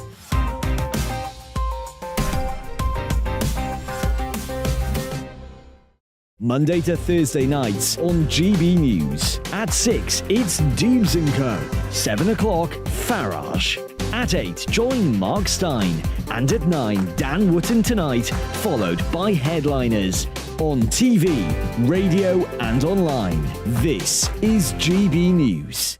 Monday to Thursday, 9 p.m. till 11 p.m. Join me, Dan Wootton. I'll bring you the sharpest takes and hottest debates. Do you not believe in prison? I don't believe in prison. I'm completely stunned. I guarantee you there'll be no spin, no bias, no censorship. I actually was personally quite offended by it.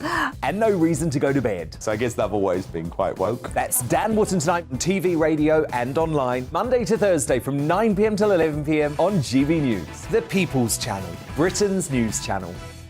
Join me, Lawrence Fox, on GB News. Frank, fun, fearless, and sometimes serious. Much as I love a Friday night punch-up, what I really want is a battle of ideas. I want to look at things differently. I want to hear different voices and engage with your unique experiences.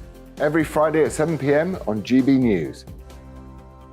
Hello, I'm Esther McVeigh. And I'm Philip Davis. Whether you're watching or listening on TV, online or on radio, we handpick the latest stories, debates and expert opinions for your weekend. So whether that's politics, news or showbiz, we've got it covered. Join us every Saturday morning at 10 o'clock on GB News.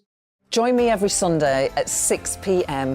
for Gloria Meets. In exclusive interviews, I'll be finding out who our politicians really are and what they really think. It's something that you would never want anyone to suffer. I didn't know what channels there were. I didn't think I'd be believed. I must have weighed about 7 stone and I'm 5'8". My instincts was to sort of cover this up. I mean, clearly that was a mistake. Join me every Sunday at 6 p.m. on GB News, the People's Channel, Britain's news channel.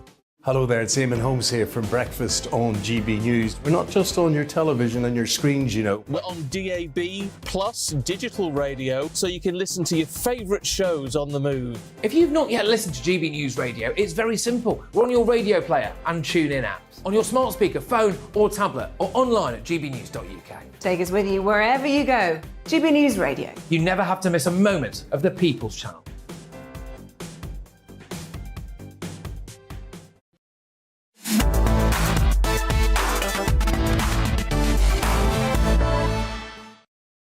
Welcome back to Real Britain on GB News, on TV, online and on your digital radio. Those travelling for Christmas are being warned to expect severe disruption and delays. Border Force workers are set to take strike action on key dates in December as their union calls for the government to come back to the negotiating table. Train passengers will also face disruption, with thousands of rail workers planning to stage a series of 48-hour walkouts during the festive period. Travel editor at The Independent, Simon Calder, joins me now. Simon, thank you for joining me today. Can you tell us more about these rail and border force strikes that are planned over the Christmas period? I certainly can. So let's have a look at the rail strikes. Now, as you've been reporting in the news, Mick Lynch, General Secretary of the RMT Union, whose members are taking action, well, basically over the next 4 weeks, has said, I want to meet Rishi Sunak. And frankly, I would be delighted if he did, because it's very clear that the government is calling the shots from the employer's side here. Right. However, he also knows that even if he gets invited round for tea tomorrow afternoon and Rishi says, yeah, actually, Mick, you're right, let's reach an agreement, it will be too late to stop the disruption which is coming down the track, literally, or not coming down the track, from Tuesday onwards. Well, the cancellations actually will start on Monday evening. And let me just run through what this means. So we got 48-hour strike on Tuesday and Wednesday. That's staff working for Network Rail and 14 train operators. Then there's a day off the Thursday, but actually a lot of train operators are just saying it's going to be chaos anyway, so we're just going to keep running the strike timetable. Then it's Friday and Saturday, and then immediately after that, overtime ban by members of the RMT who work for train operators but not Network Rail.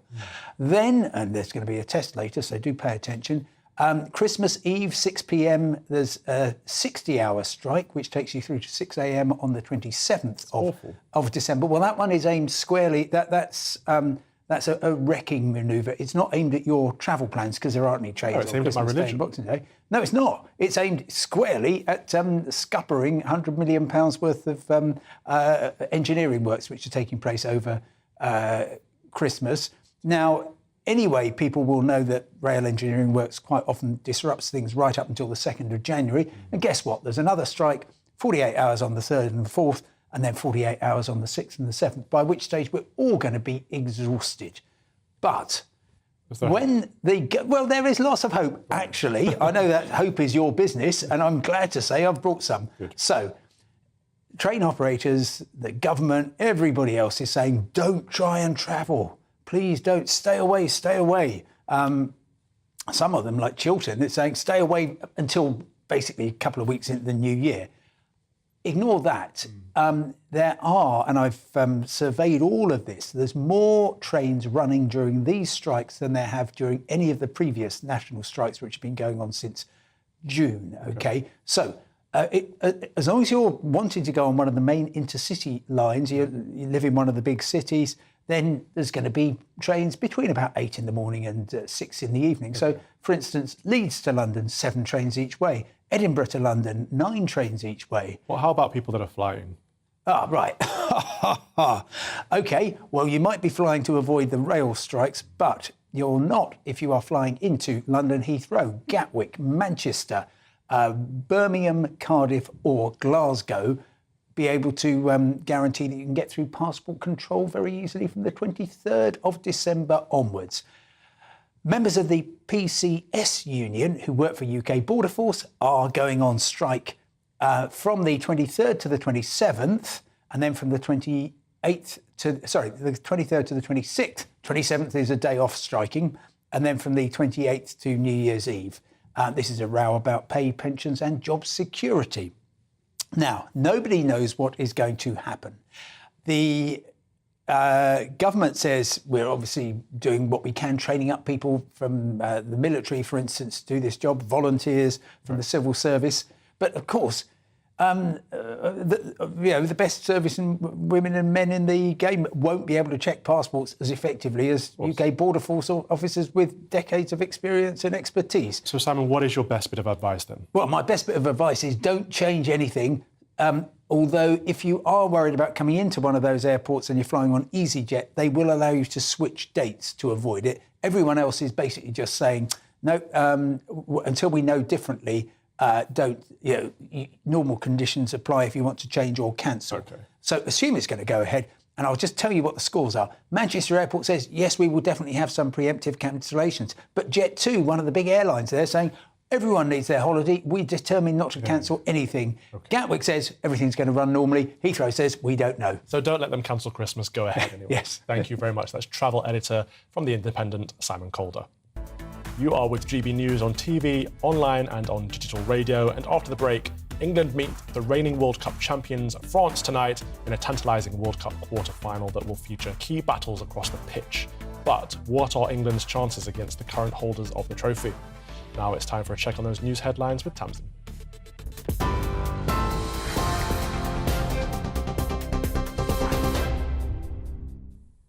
Calvin, thank you. It's 3:32. I'm Tatiana Sanchez in the GB newsroom. At least one person has been killed following an explosion in St Helier in Jersey. The blast happened at a block of flats in the early hours of the morning. A search and rescue effort is underway, with police saying around a dozen people are still missing. Chief Officer Robin Smith told a news conference the fire service had been called to the area the previous night after residents reported the smell of gas. He warned the number of casualties could still climb. We have a 3-storey building that has completely collapsed. Described as, from a demolition point of view, probably as a pancake that has just dropped almost sort of straight down. It is considerable destruction. And there are also damage to a nearby building as well, another set block of flats, which we need to sort of make safe, for fire service need to make safe. So it is a pretty devastating scene, I regret to say. Manchester Airport has now reopened one of 2 runways, which was closed after heavy snow. Dozens of flights were affected, with planes grounded as the airport worked to clear the tarmac of ice.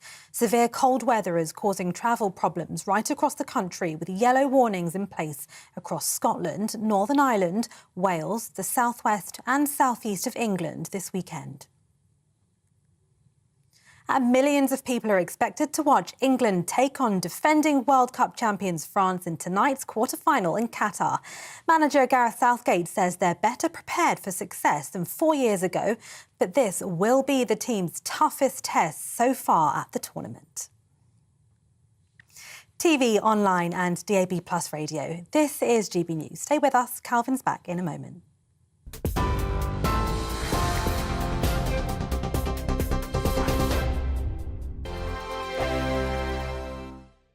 Monday to Thursday, 9 p.m. till 11 p.m. Join me, Dan Wootton. I'll bring you the sharpest takes and hottest debates. Do you not believe in prison? I don't believe in prison. I'm completely stunned. I guarantee you there'll be no spin, no bias, no censorship. I actually was personally quite offended by it. And no reason to go to bed. So I guess they've always been quite woke. That's Dan Wootton tonight on TV, radio and online. Monday to Thursday from 9 p.m. till 11 p.m. on GB News. The People's Channel, Britain's news channel. Every morning from 6 o'clock, we'll wake you up with GB News Breakfast with all the stories you didn't know from the night before. So whether it's serious news, entertainment or your own views from all over our great nation, we're here to kick off your day with a smile. And the national media should be reflecting and reporting what's happening here. You will notice the northwestern accents. Whether you're with us on TV, radio or online, every morning, it's breakfast from 6 a.m. Hope you can join us. Join me every Sunday at 6 p.m. for Gloria Meets. In exclusive interviews, I'll be finding out who our politicians really are and what they really think. It's something that you would never want anyone to suffer. I didn't know what channels there were. I didn't think I'd be believed. I must have weighed about 7 stone and I'm 5'8". My instincts was to sort of cover this up. I mean, clearly that was a mistake. Join me every Sunday at 6 p.m. on GB News, the People's Channel, Britain's news channel.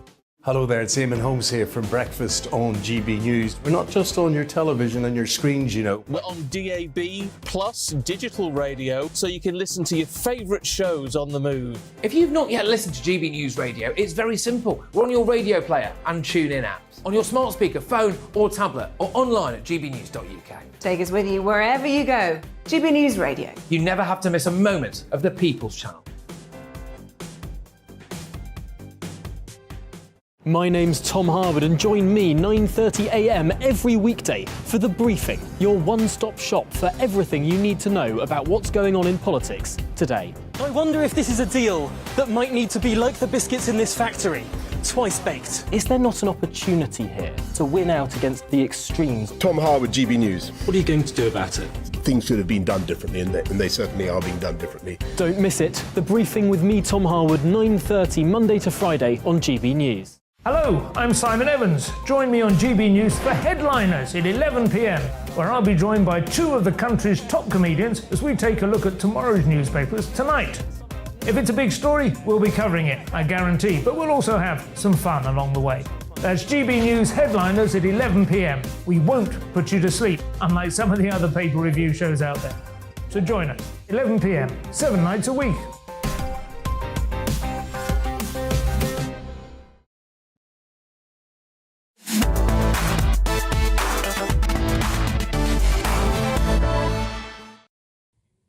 Welcome back to Real Britain on GB News, on TV, online and on your digital radio.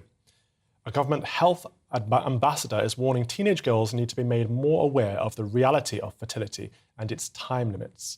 Speaking at the annual conference of the fertility charity Progress Educational Trust, Professor Dame Leslie Regan said society needed to do a lot more to help prepare teenagers for adulthood, including spreading educational messages about fertility in magazines and on social media. Joining me is the senior editor at Culture and Politics magazine Compact, Nina Power. Nina, thank you for joining us today.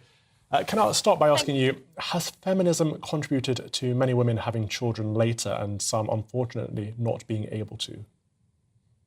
I think particular strands of feminism undoubtedly share some responsibility, but I think we have to be clear, this is part of a kind of more general liberal project which suggests that anybody can be anything, which ultimately leads to a lot more unhappiness than a more realistic, commonsensical picture of what it's actually like to be a man or a woman. And we live in a world in which people are encouraged to, quote unquote, be kind. But actually this kindness is having a very detrimental effect, I would say, on people's overall happiness. Because if you tell people that they can be anything, then there's a kind of limitlessness which isn't true and ultimately ends in a kind of disappointment in some cases. So I think, do we need to get back to the biological differences between men and women, but also the cultural differences between men and women? Do we need to be talking about husbandry and that kind of thing? Yeah, I mean, I think there's a question of, what norms we want to celebrate. We're supposed to think we live in a post-Christian culture.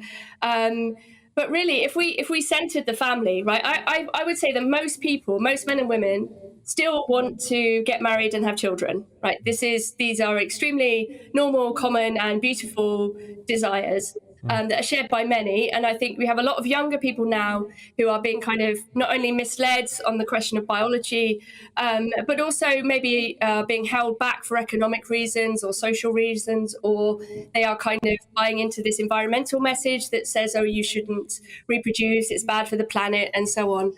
And so I think we need to say that, look, it's normal and good, in fact, to have families, and that families should be centred in our image of the social, of what society is. That doesn't mean, therefore, that we would treat single people or people without children negatively at all. There's room for everybody, if you like. But I think we have to be clear about what it is that what we value collectively. And I think families have to be at the heart of that. And this needs definitely a kind of more realistic picture of what biology is and how that plays out culturally. So there is a link. Undoubtedly, and I think we've kind of gone too far into this fantasy. Well, that's what I was going to ask you, Nina. Have we gone too far? Because it seems to me we've overcorrected in that we wanted to be welcoming, inclusive, and say, yeah, of course, alternative lifestyles are fine, but we've actually gone to the point of being detrimental to heteronormative lifestyles, and actually the fundamental family unit is the basis of Western society, and now we've seen it as a bad thing to want to be a homemaker or to want to be a stay-at-home mother or to want to be a father and a protector, and these are seen as derogatory terms. Yes, and I think we actually have to correct the historical record and say that the nuclear family is much older than people think it is. We normally have this leftist story about how, the nuclear family turns up at a certain point in industrialization. And if you read books like by Ferdinand Mount, for example, The Subversive Family, he's very clear that the nuclear family is actually the dominant mode of human social life, if you like. It's much, much older than the Bible even. It's an ancient way that we live. And this is to do with our human nature. This is the kind of creature that we are. And if we turn against that, then we are setting people up for unhappiness. And again, I think there's a different way of understanding what it is to be kind. And it's not the way that's being promoted at the moment. This idea of be kind is actually an extremely authoritarian message purporting to be compassionate. And I think we have to be saying to people realistically, look, these are your options. This is how old you'll be when your fertility, isn't as strong as it once was, and it's probably better for you if you want to have a family to do so. If you can find. So where do we person. do that, Nina? Where do we do that? Because it seems to me that now we've come to a point in society where more and more women, for example, would say, I want to have a career first. I want to go to university. I want to get a job. I want to thrive in my career and then look at raising a family. So when do we have the conversation about, that's fine, but you can't always have your cake and eat it. And actually, there is a ticking time bomb. There is a maternal clock that is inbuilt in you. When do we tell people this? Well, I think, when teenagers, when they, at school, when schools are talking about biology and sex education, which, by the way, is not the promotion of anything goes, but rather just this kind of realistic, this is what it means if you have this kind of body, and this is what it means if you have this kind of body, and so on. I think it's not a bad idea to say, look, it's up to you, but this is how things are. And if you do think that you want a family, then you need to be thinking about it. But we need to have a whole society that's structured around making it possible for people to have families and to encourage them to do so if they choose to do so, right? So I think, it's a very tricky balance in terms of saying, this is reality. If you want this is what you have to do. And not being cruel to people who don't or can't for whatever reason. But I do think we also have to accept a degree of tragedy. This is one thing that the current culture doesn't really allow, is the sense that, well, sometimes you can't always get what you want. We have a kind of desire-based consumerist society which says, oh, well, if you want something, you should have it, right? And this just isn't true. We need to understand. I think you're absolutely on the right track here. Thank you, Nina. I think it's a breath of fresh air to hear you saying this. I think not only should we present the options, we should also present one as a good thing, and having a family is a good thing for a society, for all of us, stepping away from this individualistic society that we live in now. So thank you so much for that, Senior Editor at Compact Magazine, Nina Power. Before we move on, let's have a look at what you guys have had to say about the topics we've been discussing today. On strikes, Ray says, I'm sick of all these various workforces going on strike, and as for Mick Lynch, he is on a self-ego mission. He wants to bring down the government at any cost. It's all about political, and the Labour Party have shown themselves to be completely toothless, sitting on the fences as always. Absolutely. It seems to me that the Mayor of London, when he was going to be the Mayor of London, when he was campaigning, he said there would be no strikes in London if I'm elected. And there'd been more under him than there were under Boris Johnson. So I don't see how the Labour Party can talk about being the party of no strikes. It seems to me they're in bed with the unions. On the possibility of infants receiving the Pfizer COVID jab, Jill says, I'm concerned that we have no long-term safety data concerning injecting this jab into children. Until we have that, how can anybody say it is safe and effective? How can they indeed, Jill? I think we should be very suspicious of anyone that says it is safe without any medium-term or long-term data. And the fact that children are not susceptible to serious illness from COVID tells me that we shouldn't really be looking at jabbing them with this thing in the first place. Who's making money off it? That's what we should be asking. On Meghan and Harry, Jacqueline says, Prince Harry has claimed that he is traumatised every time he hears a camera shutter, and his trauma sparks fears for his wife. He didn't look traumatised by the shutter storm at Ribbon Hope Awards, where he was grinning like a cat. I do think there is something in that, though, Jacqueline. I do honestly think he has a paranoia, he has a trauma, and it's understandable from his late mother and what she went through. But I think, actually, Meghan plays on that trauma and she manipulates him on it to get what she wants. And we saw that in the footage when she was mocking our late Majesty the Queen, and with that faux courtesy, and his face, the grimace, he was cringing. And then the moment she starts to move her head up, he turns it back into a smile again, almost as if he's afraid of her. Very weak, very beta male. Finally, on our discussion about the Conservative Party, Mark says, the Conservative Party is finished and it can't be repaired. It's becoming anti-Brexit and globalist. Tory wet mentality has killed it, and nobody with a brain could possibly trust the Conservatives with the country's future anymore. Fair points, Mark. I've been a Conservative voter, supporter, even candidate for many, many years, but I don't know how I could trust them after they've had 12 years in government, a stonking 80 majority, and done absolutely nothing of any value worth fighting for in terms of Conservative values. It's a great shame. Thank you all for sending your thoughts and your tweets and your emails. Really do appreciate that. With England and France matching up to a kick-off later today, fans across the country are praying that Gareth Southgate's squad can make it to the semi-finals. One of these fans is a Yorkshire dad of 6 and YouTube star Danny Malin, who has released his very own festive single all about a Christmas wish for England to win the World Cup. Red and White hopes to top the charts in time for Christmas, whilst also raising money for charity. Anna Riley has the story. I've been dreaming of a red and white Christmas.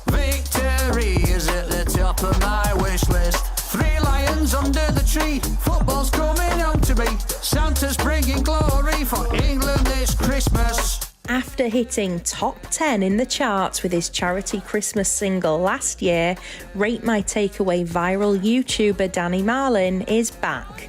The Santa of the North is bidding for a Christmas #1 alongside victory for England in the World Cup, and made his new hit Red and White with DJ Toddler T.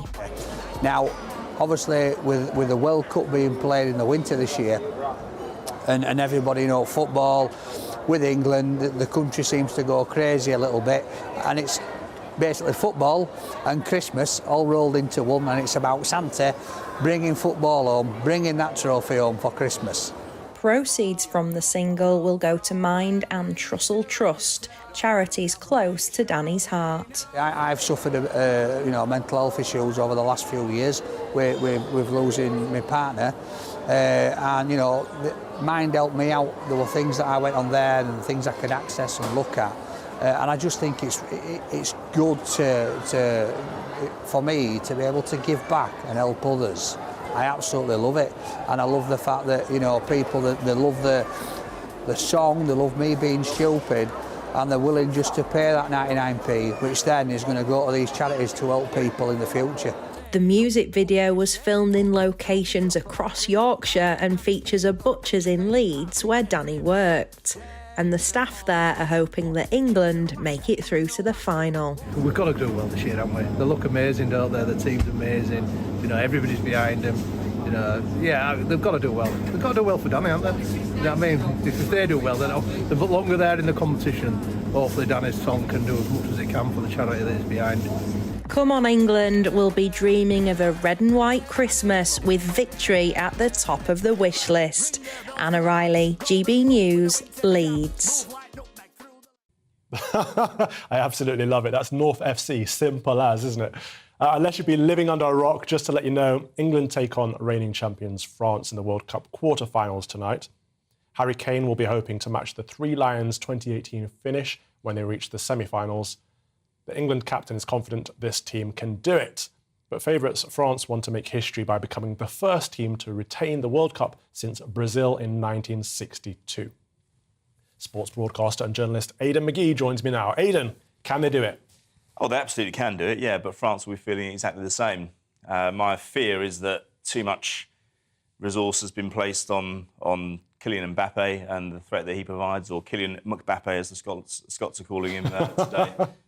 There are other guns all around the France pitch. They are the world champions, as you mentioned just a few moments ago. Griezmann's playing very well. Ousmane Dembélé is starting like a £100 million player. They've got a World Cup winning goalkeeper, Tottenham's Hugo Lloris. So England, though, I'd say of those 6 players who could play in those front 3 positions, I'd fancy any 3 of those 6 to cause damage. My concern would be at the back of the defence and coping with Mbappe. But listen, it's the World Cup. The only issue is that, from my point of view, is England don't tend to beat teams of this calibre when they get to this stage. They've not beaten France in a competitive, non-friendly international since 1982, and I fancy that's before you were born. It is. What are the odds?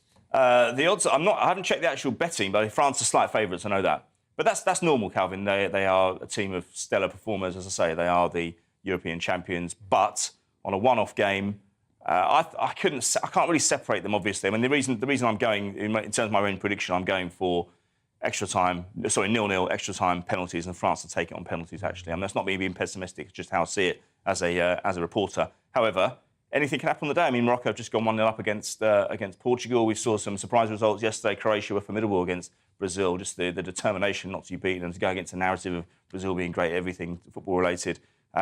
Croatia got the equaliser, then held their nerve in the penalty shootout against a very partisan crowd. And then, of course, we saw last night Argentina were probably slight favourites and they got through. They were given a hell of a scare when Holland got the 2 late goals from Weghorst, who played for Burnley last season, scored 2 goals in 20 games, but then produced it for his country. That's the other element when we talk about the World Cup in general.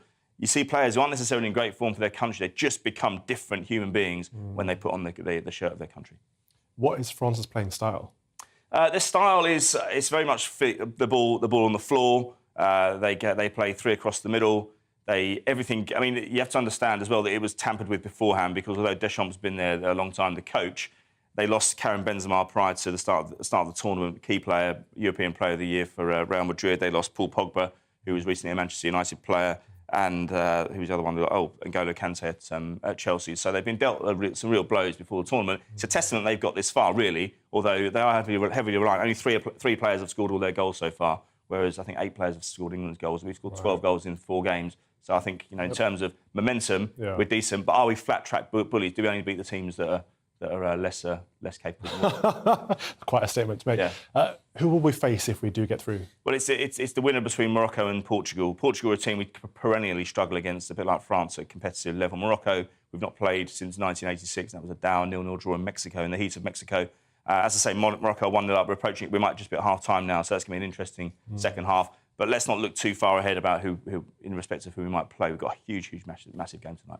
I've quite liked following the story of Saka and his faith journey and how he's reliant on Christ for his leadership throughout the game, and it's not all about his ego. I love that kind of thing. Yeah, exactly. Well, I mean, he's somebody who suffered it was so tough, somebody of his age being put up to take a penalty against Italy, and that was only 18 months ago. Now, some players don't recover from that. Some players Gareth Southgate's still seeking redemption from Euro 96. He's doing it through the management route. Yeah. But Bukayo Saka has just come back on fire. I wasn't sure how he'd recover from that mentally. But not only has he gone on an upward trajectory at Arsenal top of the Premier League as we stand at the moment, as we look ahead to the restart on Boxing Day, but he's also improved his England chances as well. And again, if he's picked among those front 3 today, then, which I think he's got a reasonable chance of happening, then there's no reason why he can't perform for us. I love it. Seems like a good lad. Thank you. Yeah, for he does. That's Aidan McGee, our sports journalist. You have been watching Real Britain with me, the Reverend Calvin Robinson. Thank you very much for your company.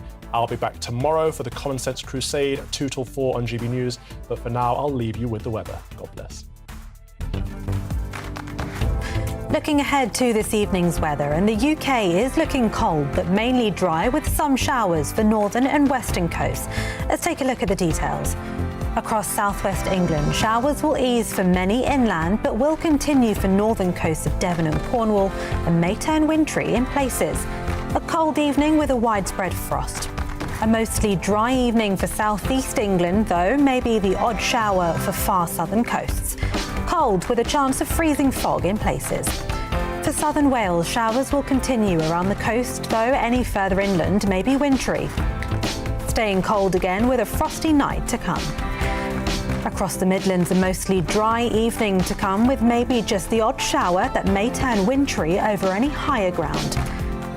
Cold once again with some freezing fog developing in places. For northeast England, it will be a dry end to Saturday though, and we may see the odd light shower for coasts. Some mist or freezing fog developing through the evening and feeling cold. Showers will push southwards across southern Scotland this evening and overnight, some of which will be of snow over high ground and a mix of rain and snow to lower levels. A widely dry evening across Northern Ireland with some clear spells developing. A chance of the odd shower mainly in the northeast later, which could be wintry over high ground. A cold and frosty night with some patches of freezing fog. Showers, some wintry continuing for northern and western coasts. And that's how the weather's shaping up overnight into tomorrow morning. Join me every Sunday at 6 p.m. for Gloria Meets. In exclusive interviews, I'll be finding out who our politicians really are and what they really think. It's something that you would never want anyone to suffer. I didn't know what channels there were. I didn't think I'd be believed. I must have weighed about 7 stone and I'm 5'8". My instincts was to sort of cover this up. I mean, clearly that was a mistake. Join me every Sunday at 6 p.m. on GB News, the People's Channel, Britain's news channel.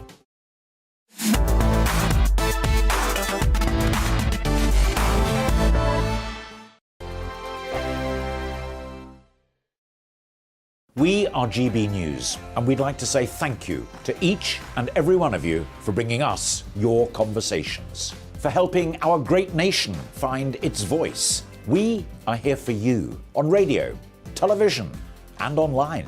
Across England, Scotland, Wales, and Northern Ireland. It's not the BBC, you actually get your facts right.